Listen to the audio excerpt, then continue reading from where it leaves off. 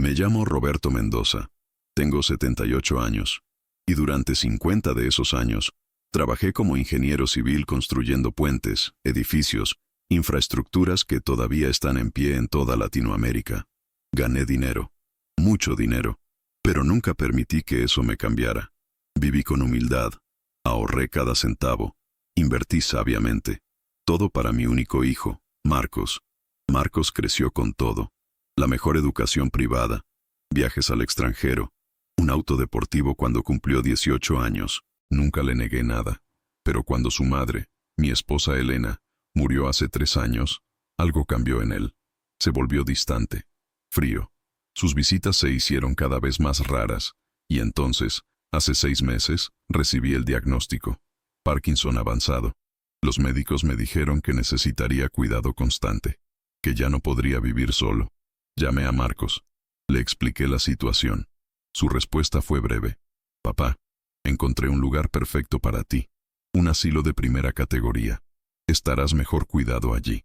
No, ven a vivir conmigo. No, contrataremos una enfermera para la casa. Un asilo. 3 días después llegó con papeles legales. Firmas. Transferencias de poder. Es solo una formalidad, papá, para que yo pueda ayudarte con las finanzas mientras estés en tratamiento. Confié en él. Firmé todo. Y esa fue mi mayor equivocación. El asilo de primera categoría resultó ser un edificio gris en las afueras de la ciudad. Paredes descascaradas. Olor a desinfectante barato mezclado con algo mucho peor. Personal mínimo.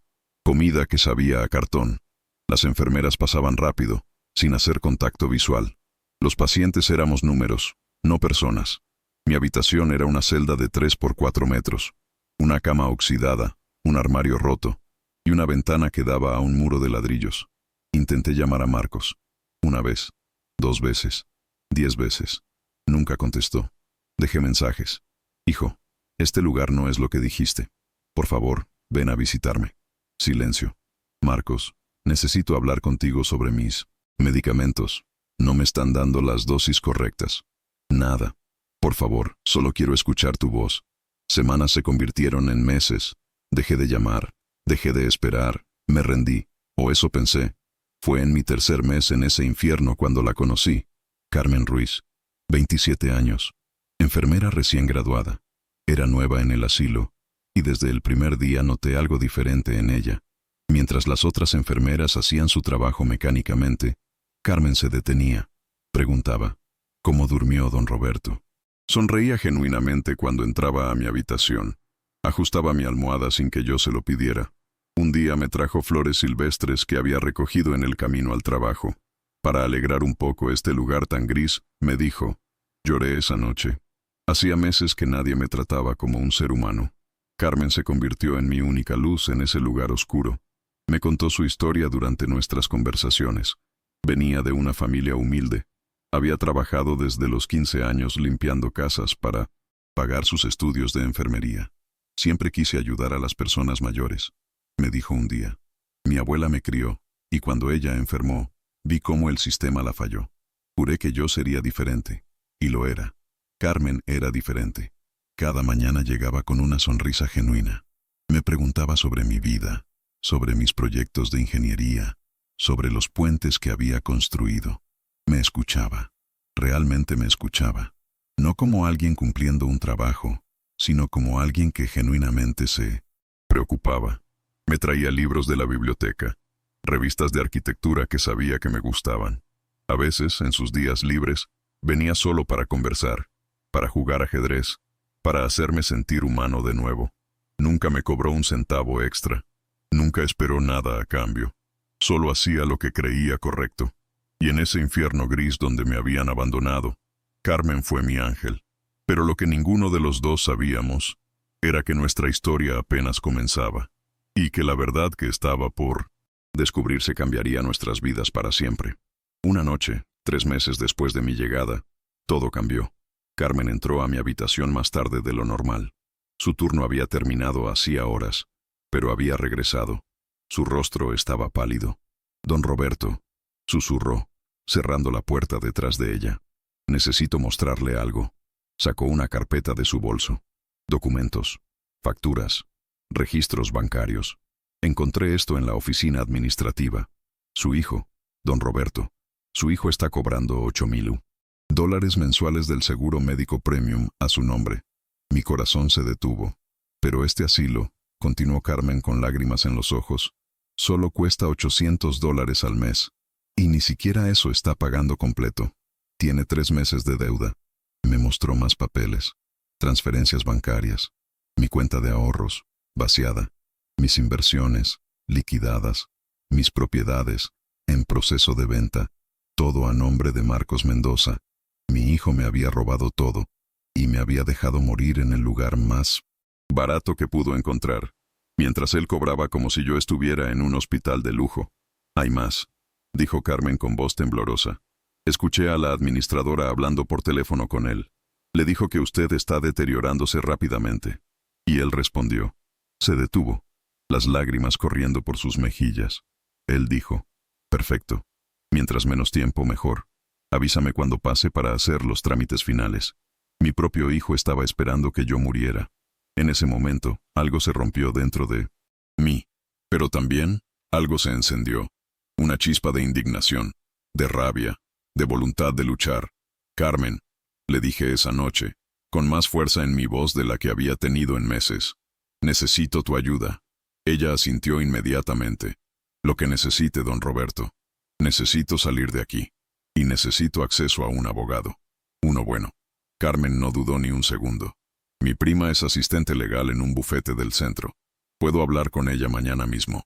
Durante las siguientes 2 semanas, Carmen se convirtió en mi cómplice secreta. Sacaba documentos del archivo del asilo cuando nadie miraba. Me conseguía un teléfono celular para hacer llamadas privadas. Coordinaba reuniones secretas con la abogada de su prima en el jardín trasero del asilo durante sus cigarrillos. Fue arriesgado. Si nos descubrían, ella perdería su trabajo. Pero Carmen nunca vaciló. La justicia vale más que mi empleo, me dijo. La abogada, doctora Patricia Herrera, revisó toda mi situación legal. Su diagnóstico fue devastador, pero también esperanzador. Don Roberto, técnicamente usted firmó poder legal completo a su hijo, pero hay evidencia clara de abuso de ese poder, fraude, explotación financiera de un adulto mayor y negligencia médica intencional. ¿Puedo recuperar el control?, pregunté. Sí, pero necesitamos actuar rápido, y necesitamos hacerlo bien. Si su hijo sospecha algo, puede mover los activos restantes fuera de su alcance legal. ¿Qué necesita que haga? Patricia sonrió.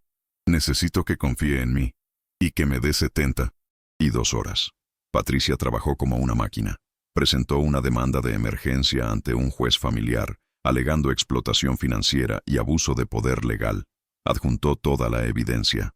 Las facturas falsas, las transferencias no autorizadas, los registros del asilo mostrando las condiciones deplorables, a pesar del supuesto pago premium. Pero la jugada maestra vino después. Patricia convenció al juez de emitir una orden de congelamiento de activos antes de notificar a Marcos.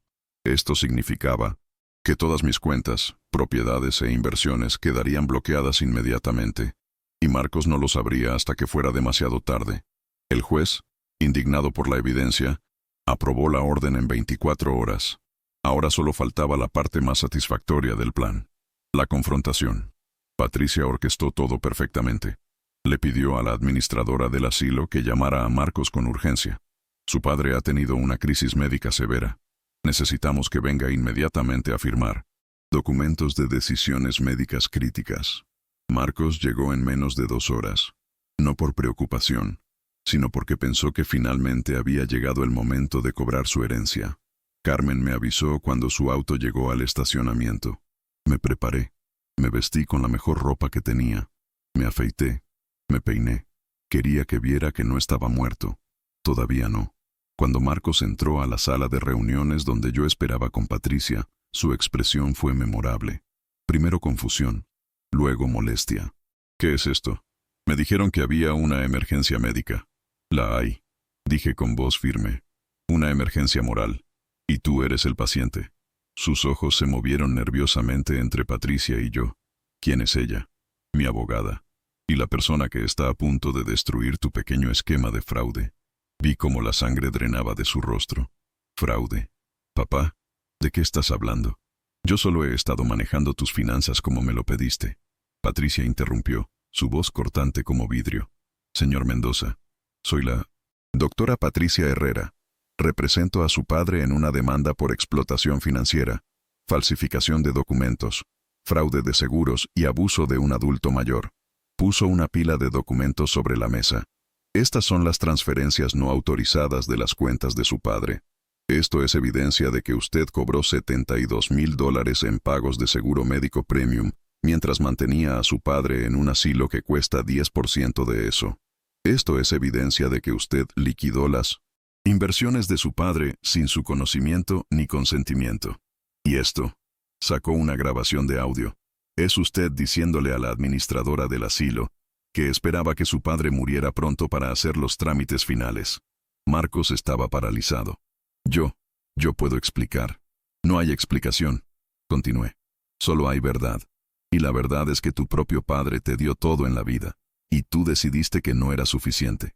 Decidiste robarme mis últimos años, mi dignidad, mi paz, y lo peor de todo, decidiste esperar mi muerte como si fuera un trámite conveniente. Las lágrimas comenzaron a correr por mi rostro, pero no de tristeza, de liberación. Pero hay algo que no sabías, Marcos. Me levanté de mi silla, más fuerte de lo que me había sentido en meses. No voy a morir todavía. Y no voy a dejar que te salgas con la tuya. Patricia continuó. Hace 48 horas, un juez emitió una orden de congelamiento de todos los activos transferidos ilegalmente. Su cuenta bancaria está congelada. Las propiedades están bloqueadas. Las inversiones están bajo custodia judicial. Marcos intentó hablar, pero Patricia levantó la mano. No hemos terminado. Hemos presentado cargos criminales con la Fiscalía del Distrito. Explotación financiera de un adulto mayor es un delito federal con sentencia de 2 a 10 años de prisión. Además, agregué yo, saboreando cada palabra, voy a hacer algo que debí haber hecho hace mucho tiempo. Saqué un documento de mi bolsillo. Este es mi Nuevo Testamento. Redactado esta semana, en plenas facultades mentales. Verificado por 3 médicos independientes. Le pasé una copia a Marcos. Él la leyó. Su rostro pasó de pánico a horror absoluto. No puedes. Puedo. Y lo hice. Miré directamente a sus ojos. Estás desheredado, Marcos. Completamente. No recibirás ni un centavo de mi fortuna. Ni ahora ni cuando muera. Entonces, ¿quién? Preguntó Marcos, su voz casi inaudible. Sonreí por primera vez en meses. Alguien que me mostró lo que significa la verdadera familia. Alguien que me devolvió mi humanidad cuando tú me la quitaste. En ese momento Carmen entró a la sala. Había estado esperando afuera, como habíamos planeado. Marcos la miró con confusión. La enfermera. Su nombre es Carmen Ruiz, dije. Y es la razón por la que estoy vivo hoy. Patricia sacó otro documento. Don Roberto ha establecido a la señorita Carmen Ruiz como su heredera universal. Ella recibirá la totalidad de su fortuna, estimada en $5,200,000, además de todas sus propiedades e inversiones. Carmen comenzó a llorar. Don Roberto, yo no hice nada de esto por dinero. Lo sé, le dije, tomando su mano. Y esa es precisamente la razón por la que lo mereces. Mientras mi hijo vio mis últimos años como un inconveniente a superar, tuviste a un ser humano que merecía dignidad. No necesitas nada de mí, lloró Carmen. Tal vez no, pero yo necesito esto. Necesito saber que mi vida de trabajo no va a terminar en las manos de alguien que solo esperaba mi muerte. Necesito saber que va a ir a alguien que hará el bien con ello. Me volví hacia Marcos una última vez. Tuviste todo, hijo, y lo tiraste a la basura por codicia. Ahora aprenderás lo que se siente perderlo todo. Marcos intentó hablar, pero no había palabras, solo lágrimas vacías. Patricia terminó la reunión. Señor Mendoza Jr., tiene 48 horas para contratar representación legal. Mi oficina estará en contacto con los detalles de los procedimientos judiciales, y le recomiendo encarecidamente que no intente contactar a su padre ni a la señorita Ruiz. Hay una orden de restricción en proceso. Marcos salió de la sala destruido. Y yo finalmente respiré libre. Los días siguientes fueron una mezcla extraña de emociones. Por un lado, sentía una paz que no había experimentado en años. Por otro, había momentos de tristeza profunda, porque a pesar de todo, Marcos era mi hijo, el niño que había sostenido en mis brazos, el niño al que había enseñado a andar en bicicleta, el Joven que había llorado en mi hombro cuando su primer amor le rompió el corazón. Pero ese niño había desaparecido, reemplazado por un hombre que valoraba el dinero más que a su propio padre. Y esa verdad, por dolorosa que fuera, me había liberado. Carmen se quedó a mi lado durante todo el proceso legal, no como mi enfermera, sino como mi amiga, como mi familia. Pasábamos horas conversando. Ella me contaba sobre sus sueños, sobre cómo siempre había querido hacer una diferencia real en el mundo, sobre cómo veía a tantos adultos mayores siendo tratados sin dignidad y quería cambiar eso. Y yo le contaba sobre mi vida, sobre los proyectos que había construido, sobre Elena, mi esposa, y cómo me había enseñado que la verdadera riqueza no está en el banco, sino en las conexiones humanas que hacemos, sobre mis errores como padre, sobre cómo quizás había dado demasiadas cosas materiales a Marcos, y muy poco tiempo, sobre cómo ahora, al final de mi vida, estaba aprendiendo que la familia no se define por la sangre, sino por quien está presente cuando más lo necesitas. El caso judicial avanzó rápidamente. La evidencia era abrumadora. Las transferencias bancarias no autorizadas, los documentos falsificados, las grabaciones de audio, los testimonios de otros residentes del asilo sobre las condiciones deplorables, el testimonio de Carmen sobre cómo había descubierto el fraude. Todo pintaba un cuadro claro de explotación financiera sistemática. El fiscal del distrito tomó el caso. Personalmente, según me explicó Patricia, los casos de abuso de adultos mayores eran una prioridad en su oficina, y este caso, con su documentación meticulosa y su evidencia irrefutable, era perfecto para establecer un precedente. Marcos contrató abogados caros. Intentaron argumentar que había sido un malentendido, que él había actuado de buena fe, que las transferencias estaban autorizadas, pero la evidencia era demasiado sólida, y la grabación donde expresaba su deseo de que yo muriera pronto destruyó cualquier intento de presentarlo como un hijo preocupado. Durante las audiencias, Marcos nunca me miró a los ojos. Mantenía la vista baja, su rostro una máscara de vergüenza y miedo. Parte de mí quería sentir pena. Parte de mí quería levantarme y abrazarlo, decirle que todo estaría bien. Pero esa parte era el padre que había sido, no el hombre que necesitaba ser ahora. La sentencia llegó 3 meses después del inicio del proceso. Culpable en todos los cargos. Explotación financiera de 1900. Un adulto mayor. Fraude de seguros. Falsificación de documentos. Abuso de poder legal. El juez fue particularmente duro en sus comentarios. Dijo que los casos de hijos que explotan a sus padres ancianos representaban una de las formas más bajas de traición humana. Que la sociedad confía en que los hijos cuiden de sus padres en su vejez, no que los vean como fuentes de ingreso. Sentencia: 4 años de prisión, restitución completa de todos los fondos robados, prohibición permanente de contacto con la víctima sin consentimiento, y libertad condicional de 10 años después de cumplir la sentencia. Vi cómo se llevaban a Marcos esposado. Parte de mí murió ese día, pero una parte más grande de mí renació, porque finalmente había justicia, finalmente había consecuencias, y finalmente, después de meses de sentirme invisible e impotente, me sentí validado. Mi dolor había sido real, mi sufrimiento había sido real, y ahora todos lo sabían. Después de la sentencia, Carmen y yo salimos del juzgado juntos. El sol brillaba intensamente, el aire olía a lluvia fresca, y por primera vez en casi un año, sentí que tenía un futuro. No solo días contados esperando el final, sino un futuro real, con propósito, con significado, con familia. Patricia completó todos los trámites legales para transferir el control de mis activos de vuelta a mí. Las cuentas bancarias fueron descongeladas. Las propiedades que Marcos había intentado vender fueron devueltas a mi nombre. Las inversiones fueron restauradas. Descubrí que a pesar del robo sistemático de Marcos, todavía me quedaba una fortuna considerable. $5.200.000 en activos líquidos. 3 propiedades. Una cartera de inversiones diversificada. Más que suficiente para vivir el resto de mis días con comodidad. Y más que suficiente para cambiar la vida de alguien más. Hice oficial lo que había anunciado en esa sala de confrontación. Carmen Ruiz se convirtió en mi heredera universal. Patricia redactó el testamento más hermético posible. Incluyó cláusulas que específicamente excluían a Marcos y a cualquier descendiente suyo. Agregó protecciones legales para asegurar que nadie pudiera desafiar el testamento después de mi muerte, y lo registró con 3 testigos independientes y certificaciones médicas que confirmaban que yo estaba en plenas facultades mentales. Cuando le entregué a Carmen la copia final del testamento, ella lloró durante 1 hora completa. Don Roberto, esto es demasiado. Yo no necesito esto. No hice lo que hice esperando una recompensa. Lo sé, le dije, y por eso eres la única persona que merece recibirlo. Carmen, tú me devolviste mi humanidad. Me trataste con dignidad cuando nadie más lo hacía. Arriesgaste tu trabajo, tu carrera, tu seguridad para hacer lo correcto. Y nunca pediste nada a cambio. Eso es más valioso que cualquier cantidad de dinero. Este dinero puede hacer 2 cosas. Puede ser desperdiciado por alguien codicioso que solo espera mi muerte.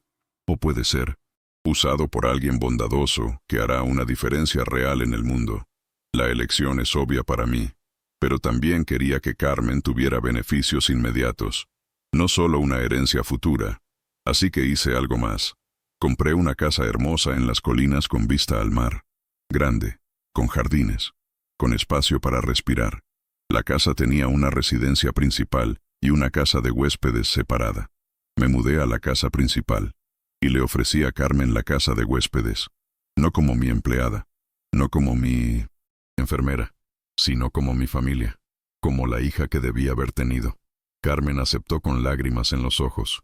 Se mudó con sus pocas pertenencias, y por primera vez en su vida tuvo un hogar propio, un lugar hermoso, seguro, donde podía simplemente ser. Contraté personal médico profesional para mi cuidado diario, enfermeras especializadas en Parkinson, fisioterapeutas, nutricionistas. Carmen ya no tenía que ser mi cuidadora. Podía ser simplemente mi compañía. Y qué compañía maravillosa era. Desayunábamos juntos cada mañana en la terraza con vista al océano. Hablábamos de todo. De política, de arte, de ciencia, de la vida. Ella me contaba sobre sus clases de maestría que había comenzado. Yo le contaba historias de mis proyectos de ingeniería alrededor del mundo. Jugábamos ajedrez por las tardes. Veíamos películas por las noches. Celebrábamos pequeñas victorias como cuando yo lograba caminar un poco más lejos sin ayuda, o cuando Carmen recibía una calificación excelente en un examen. Era simple, era hermoso, era familia, lo que la familia debió haber sido siempre. No obligación, no transacción, solo presencia mutua, solo cariño genuino, solo apoyo incondicional. Carmen también comenzó a usar los recursos financieros de manera increíble. Terminó su maestría en geriatría con honores. Desarrolló un programa de capacitación para enfermeras especializadas en cuidado de adultos mayores con dignidad. El programa se enfocaba no solo en las habilidades médicas, sino en el aspecto humano del cuidado, en ver a los pacientes como personas con historias, con dignidad, con valor, no como números o cargas. Estableció una fundación sin fines de lucro llamada Dignidad para Nuestros Mayores. La fundación tenía 3 objetivos principales.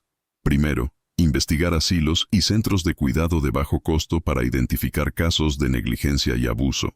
Segundo, proporcionar recursos legales gratuitos a adultos mayores que estaban siendo explotados financieramente por familiares. Tercero, desarrollar estándares de cuidado que garantizaran dignidad y respeto para todos los adultos mayores, independientemente de su capacidad de pago. Doné $2 millones para capitalizar la fundación. Carmen trabajaba incansablemente. En solo 6 meses, la fundación había ayudado a 32 adultos mayores a escapar de situaciones abusivas. Había expuesto a 5 asilos con condiciones deplorables, forzando mejoras significativas.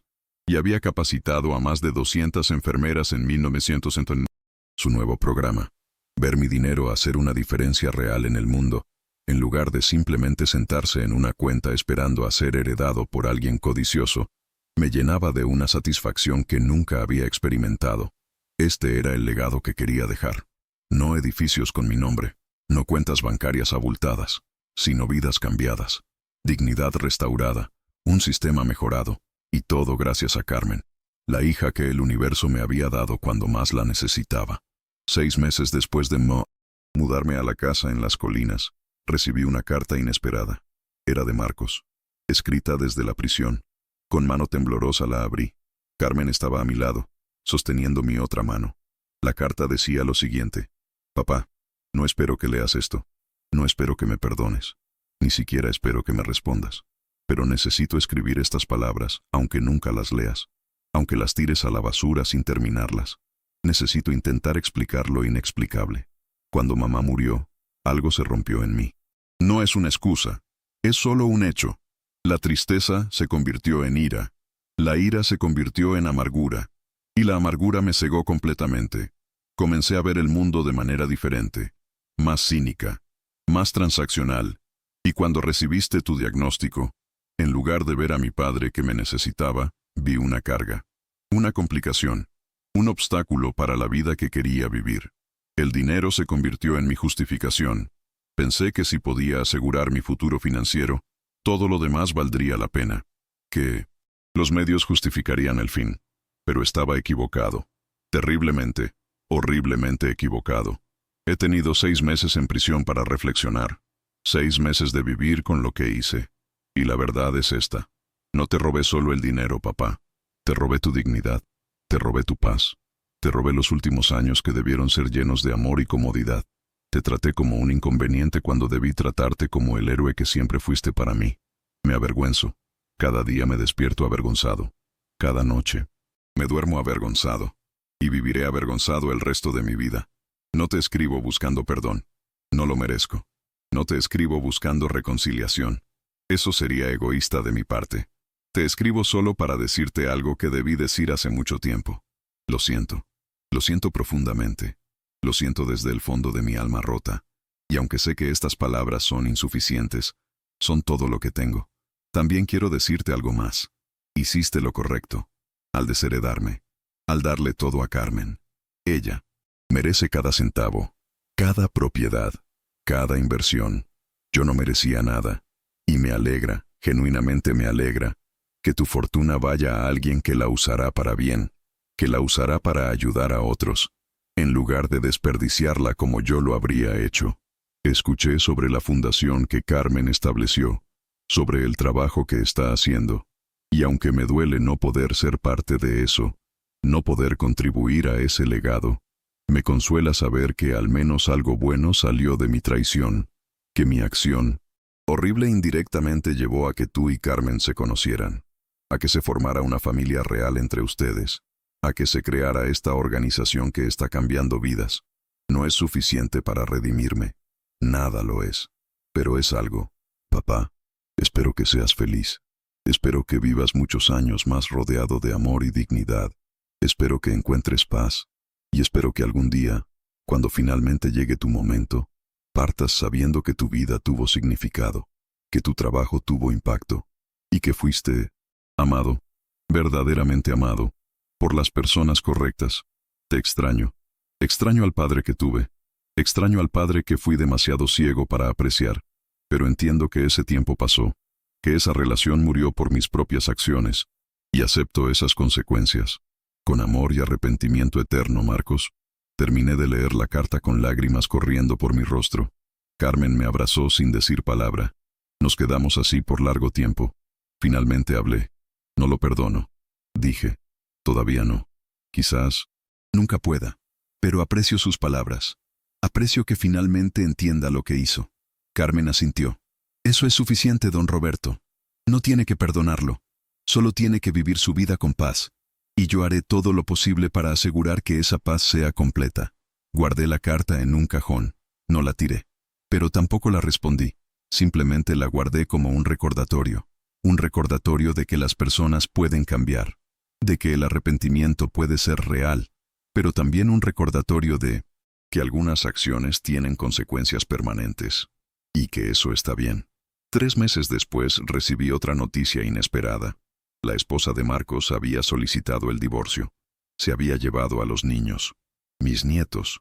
Niños que apenas conocía porque Marcos había limitado mi contacto con ellos incluso antes del asilo. Parte de mí sintió tristeza por ellos. Niños creciendo con un padre en prisión. Niños marcados por las acciones de su padre. Pero otra parte de mí reconoció una verdad dura. No era mi responsabilidad arreglar el desastre que Marcos había creado. Mi responsabilidad era vivir el resto de mis días con dignidad y paz, y ayudar a crear un mundo mejor a través del trabajo de Carmen. Así que eso es exactamente lo que hice. Hoy vivo en mi hermosa casa con vista al mar. Mi Parkinson está controlado con el mejor tratamiento disponible. Tengo fisioterapia diaria, nutrición especializada, cuidado médico de primera categoría. Pero más importante que todo eso, tengo compañía. Tengo a Carmen, quien se convirtió en mucho más que mi heredera. Se convirtió en mi hija en todo el sentido que importa. Desayunamos juntos. Conversamos sobre sus proyectos en la fundación. Celebramos cuando otro adulto mayor es rescatado de una situación abusiva. Lloramos juntos cuando las historias son particularmente desgarradoras. Reímos juntos cuando recordamos los momentos absurdos de nuestro escape del asilo. Vivimos juntos, como familia. La fundación que Carmen dirige ahora ha ayudado a más de 300 adultos mayores. Ha cerrado 8 asilos con condiciones deplorables. Ha capacitado a más de 1000 enfermeras. Y está presionando para cambios legislativos que protejan mejor a los adultos mayores de explotación financiera. Mi fortuna, que pudo haber terminado simplemente en una cuenta bancaria esperando ser desperdiciada, ahora está cambiando el sistema. Está salvando vidas. Está restaurando dignidad. Y siento que finalmente, después de 78 años, entiendo el verdadero significado de la riqueza. No es lo que acumulas, es lo que das. No es lo que guardas, es lo que compartes. No es lo que dejas cuando mueres, es lo que creas mientras vives. Si estás escuchando esta historia y tienes padres ancianos, abuelos, cualquier adulto mayor en tu vida, te pido algo. No esperes hasta que sea demasiado tarde. Visítalos, no por obligación, sino por amor genuino. Escúchalos, no distraídamente mientras miras tu teléfono, sino realmente. Hazlos sentir vistos. Hazlos sentir valiosos, porque llegará un día en que ya no estarán, y ninguna cantidad de dinero heredado compensará el tiempo que no pasaste con ellos. Y si eres alguien como Carmen, alguien que elige la bondad cuando nadie está mirando, alguien que ve a los adultos mayores como seres humanos dignos en lugar de cargas o números, quiero que sepas algo. Eres la razón por la que este mundo todavía tiene esperanza. Eres la razón por la que vale la pena seguir adelante. Y aunque el mundo no siempre reconozca tu bondad, aunque no siempre seas recompensado inmediatamente, tu impacto es real, tu trabajo importa, y eventualmente, de maneras que quizás nunca esperes, la bondad regresa. Para mí, regresó en forma de justicia, en forma de paz, en forma de familia verdadera, y en forma de un legado que va mucho más allá de mi propia vida. Gracias por escuchar mi historia. Esta es la crónica del padre olvidado que encontró a su verdadera familia en el lugar más oscuro, y aprendió que la familia no es quien comparte tu sangre, sino quien se presenta cuando todos los demás se van.